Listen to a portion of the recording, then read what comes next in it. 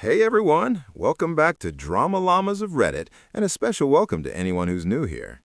Today, we've got a mix of wild stories and a whole cast of characters, from a sister who thought calling the cops would magically unlock a house key, all the way to a brother who tried to weaponize the police for his own personal payday, with plenty of family drama in between. I won't keep you waiting. Get comfy, grab a drink or a snack. If you're eating, enjoy your meal, and if you're driving, keep your eyes on the road. Let's get into it. This all started because my sister Emily decided she deserved unrestricted access to my apartment, and not in a hypothetical emergency-only break-the-glass kind of way, but in a very confident, very entitled, already mentally redecorating my space way, not because of an emergency, not because she lived there, but because, in her exact words, family should not need permission. I live alone, I pay my own rent, I buy my own groceries, and I enjoy the quiet luxury of knowing that no one is standing in my kitchen at 2 in the morning eating cheese straight from the fridge like a raccoon with a mortgage. Emily, however, wanted a spare key just in case, which in my family translates directly to so I can show up whenever I want, criticize your furniture, and leave without doing the dishes. I said no. Calmly, politely. I did the adult thing. I explained that I was not comfortable with anyone having a key, that it was nothing personal, and that if there was ever an actual emergency, she could call me like a normal human being who understands phones exist. I even tried humor and told her that unless the building was on fire or aliens were landing, she probably did not need emergency access to my couch. She did not laugh. She did not appreciate the tone. She did not appreciate the boundary. Within days, the family group chat detonated like a poorly supervised science experiment. Emily announced to everyone that I was holding her property hostage and that she had left important personal items at my place that I was now refusing to return out of spite. I stared at my phone, trying to remember what mythical treasures I was supposedly guarding. The only things she had ever left at my apartment were a half-empty bottle of oat milk that expired during a presidential administration ago, and a sweater she forgot 3 winters earlier and never once asked about again. Apparently, those items had evolved into priceless heirlooms. The messages kept coming. Cousins chimed in with question marks. My mother asked why I was being difficult. Emily doubled down and said she just wanted her things back and access to retrieve them, which was a creative way of saying she wanted a key. I responded once, very clearly stating that I had no belongings of hers and that she was welcome to pick up the sweater from the donation pile if she could find it. That message was immediately ignored. Then came the knock. I opened my door to find 2 police officers standing in my hallway, both wearing the unmistakable expression of people who had been dragged into something deeply unnecessary. They asked if I was refusing to return my sister's belongings and denying her access to her property. I felt my soul briefly leave my body and come back holding popcorn. I almost laughed, but I decided to keep my sarcasm safely contained, where it could not be used against me in a court of law. I invited them in because I had nothing to hide and because chaos deserves a front row seat. I showed them my lease with my name and only my name on it. I pulled up my door camera footage showing that Emily had not been inside my apartment for months. I scrolled through text messages where she very clearly asked for a spare key and received a very clear no.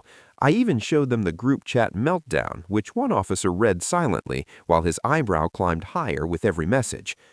At one point, one of the officers asked a question that changed the entire energy of the room. He looked at me and said, "Sir, who told your sister that you had her things?" I said I had no idea because I did not. They checked their notes and then mentioned that my Aunt Linda had confirmed the story. Yes, Aunt Linda, who has not been inside my apartment since I moved in, had confidently typed into the group chat, "I can confirm he has her stuff." Confirm based on what exactly? Vibes? Psychic energy? A dream she had after watching too much true crime television? The officers exchanged a look that said everything words could not. They left shortly after, clearly annoyed, and gently suggested that my sister stop using emergency services as a negotiation tactic. They did not take anything, they did not warn me, they did not even pretend this was my fault. The moment facts entered the situation, the entire story collapsed like a house of cards built on entitlement. After the police left, the family chat went silent in the way only guilty people can manage. Emily stopped typing, Aunt Linda disappeared like a cryptid avoiding trail cameras, my mother suddenly decided this was a misunderstanding and suggested we all move on. Emily never apologized, she never acknowledged the police, she never asked for her oat milk. My favorite part of this entire ordeal was how fast Emily's confidence evaporated once reality showed up with receipts. Watching someone try to strong-arm you using law enforcement only to realize that facts, leases, and evidence don't care about family entitlement is deeply satisfying. 10 out of 10 petty meltdown. So, let's move on to the next story. My cousin Mark has always treated family like an interest-free loan service, the kind where he shows up empty-handed and leaves emotionally lighter because he believes financial responsibility is something that happens to other people. Every single holiday gathering turned into an unofficial fundraiser.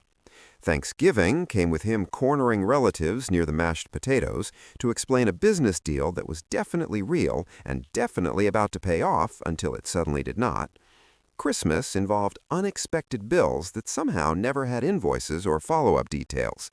One summer barbecue featured what he called a crypto misunderstanding, which sounded impressive until you realized he could not explain what went wrong, only that money would fix it.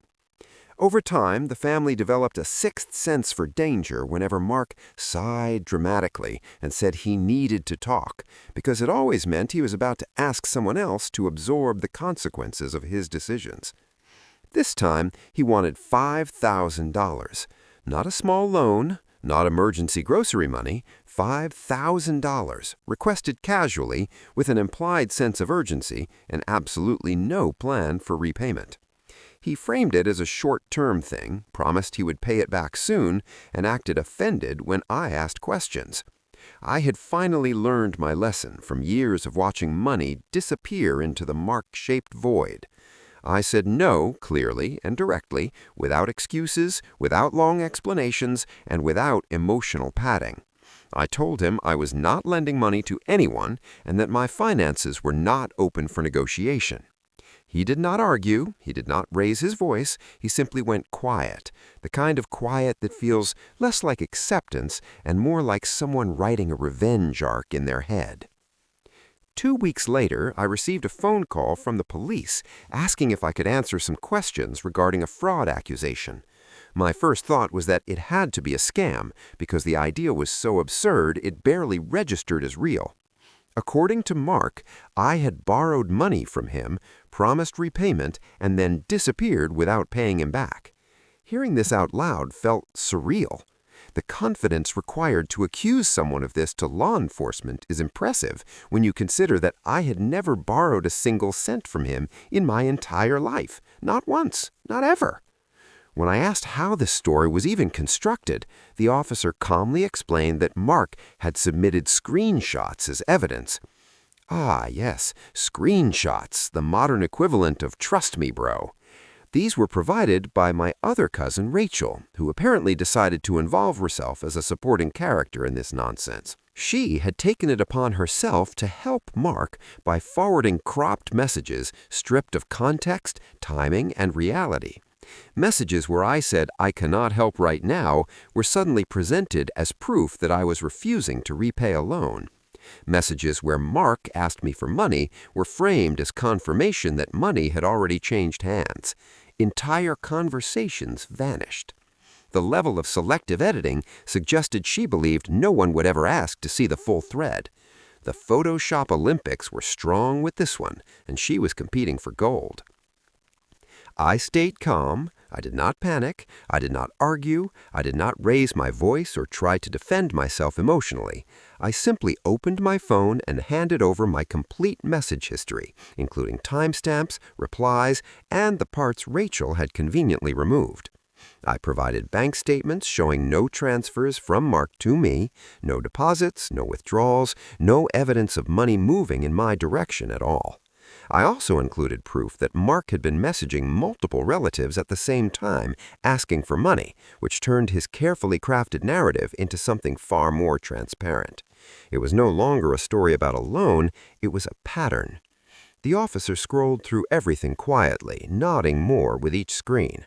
At one point, he let out the kind of sigh you hear from someone who hates paperwork and family drama equally, the deep, tired exhale of a professional realizing this situation should never have escalated to his desk. It became obvious very quickly that Mark's story could not survive contact with actual documentation. There was no loan, there was no fraud, there was only a failed attempt to pressure someone into paying by involving authority figures. After that, something almost magical happened. Mark stopped calling entirely. Rachel, who had been very vocal before, went silent in the family group chat. No follow-up explanations, no attempts to clarify, no apologies, just radio silence. Family members who had initially asked what was going on pivoted immediately to saying it was probably best not to get involved, which is family code for realizing they almost backed the wrong side. The entire narrative evaporated the moment it stopped being useful. What I loved most about this situation was how fast lies collapse when documentation shows up. People really believe that police operate on vibes, confidence, and poorly cropped screenshots. The moment real evidence enters the room, the fantasy dissolves. Also, shout out to Rachel for exposing herself as the family chaos intern.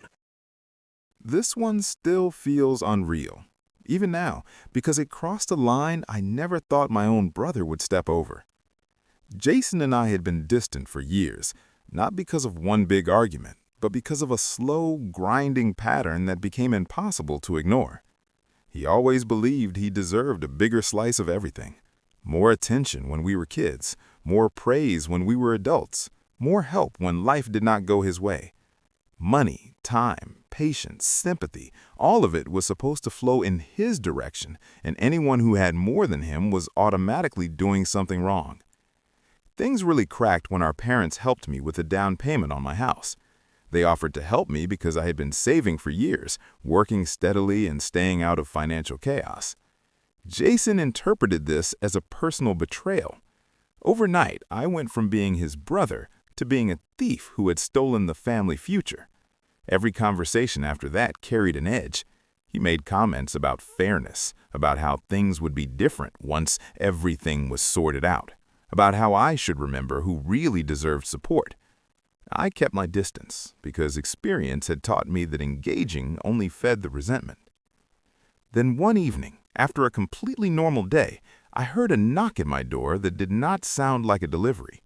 When I opened it, there were police officers standing there, serious, professional, and very much not lost. They informed me they were responding to a report involving threats, financial coercion, and intimidation. Hearing those words in connection to my name felt like stepping into the wrong movie. According to the report, I had been pressuring Jason for money and using access to the family home as leverage, implying that I could cause problems if he did not comply. I wish I were exaggerating, but that was the story he told. What made it worse was how confident the allegation sounded on paper. Jason had framed himself as the stressed, frightened sibling and painted me as someone abusing family dynamics for financial gain. The officers were polite but thorough, doing their job and asking questions. I did not argue, I did not panic. I simply told them I had evidence, because I did. What I had was a door camera that recorded every visit and interaction at my house. What I had were recorded phone calls where Jason demanded money, complained about how unfair life was, and warned that he would get the authorities involved if he did not get what he wanted. What I had were text messages spelling out those threats clearly, not subtly, not vaguely, but directly. I also had receipts and bank records showing I had paid my own expenses, my own mortgage, my own utilities, without a single dollar coming from him. In short, I had reality. The officers reviewed everything quietly. They watched the footage, they listened to the recordings, they scrolled through the messages. The longer they looked, the more the tone shifted. At one point, one of them asked a question Jason clearly never expected to be asked, which was whether I wanted to pursue charges for false reporting. That was the moment I realized how badly this had backfired on him. Jason had expected fear. He had expected me to panic, to scramble, to offer money just to make the problem go away. He expected compliance. What he got, instead, was consequences. I told the officers I did not want revenge or escalation. I wanted distance. I wanted documentation of what happened. I wanted boundaries. They respected that, noted everything, and left. After that night, I chose the clean cutoff route. No yelling matches, no dramatic confrontations, no long messages explaining my feelings, just silence, legal boundaries, and blocked numbers.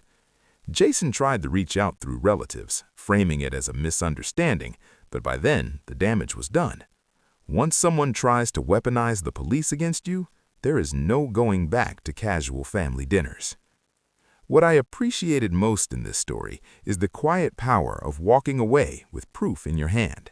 There was no screaming match, no dramatic showdown, no viral moment, just letting someone destroy their own credibility while you stand there with receipts and calm energy. Sometimes the best revenge is letting the truth do all the work.